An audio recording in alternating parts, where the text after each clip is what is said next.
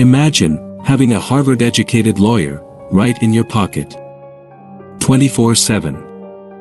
One who works for free, never sleeps, and writes complex lawsuits in seconds. That is the promise of AI. But here is the scary reality that tech gurus aren't telling you. Using ChatGPT as your lawyer isn't just a bad idea. It can destroy your case. It can cost you tens of thousands of dollars in fines.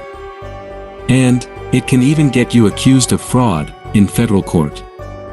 Today, on Legal Loophole US, we are exposing the robot lawyer trap.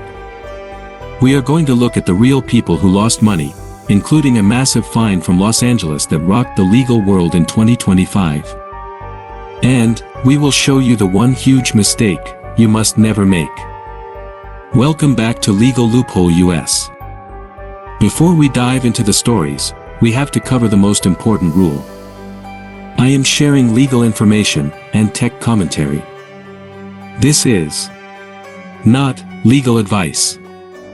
If you are in real trouble, do not rely on a YouTube video or a chatbot. Go hire a qualified attorney in your state. Now, let's talk about why AI lies to you.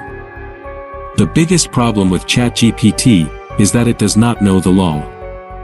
It only predicts words.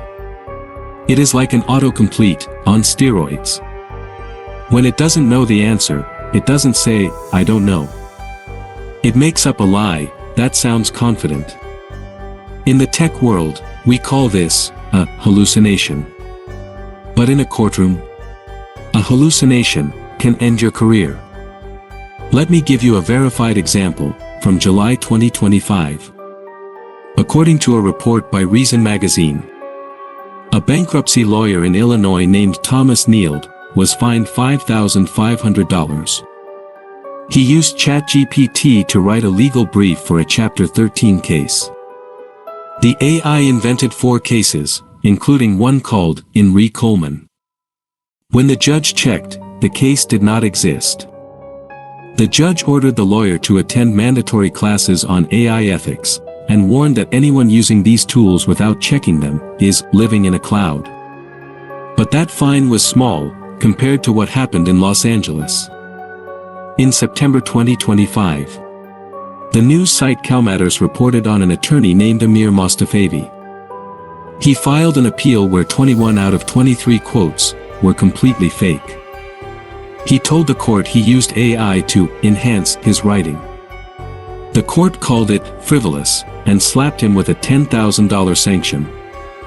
The judges said his filing was mostly gibberish. These stories prove one thing: the AI doesn't care if you win or lose. It just wants to finish the sentence. But what about the companies selling you these tools? You might remember DoNotPay. They marketed themselves as, quote, the world's first robot lawyer. They claimed their AI could sue people and generate legal documents instantly. But the government stepped in. According to the Federal Trade Commission's own website, DoNotPay agreed to pay a settlement of $193,000 to resolve allegations that they made deceptive claims.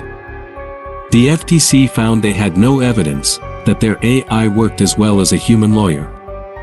And finally, let's talk about the Air Canada case, reported by The Guardian.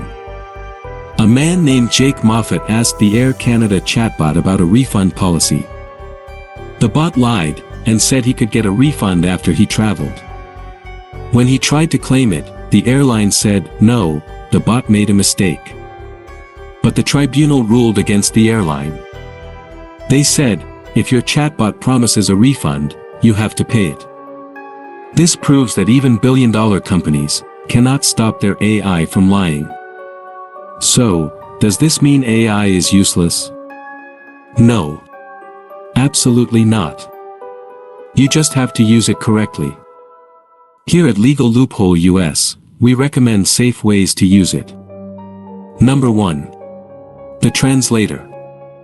Paste a confusing contract clause into the chat and ask it to explain this to me like I am 12 years old.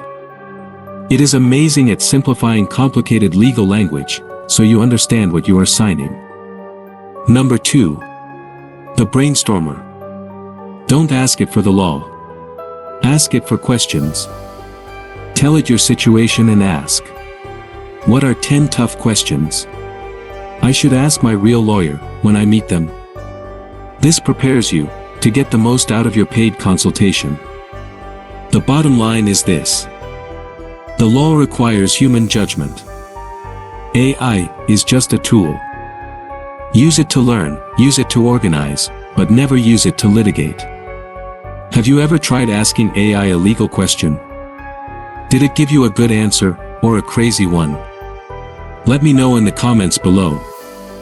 Don't forget to like and subscribe to Legal Loophole US for more honest tips on navigating the legal system. Thanks for watching.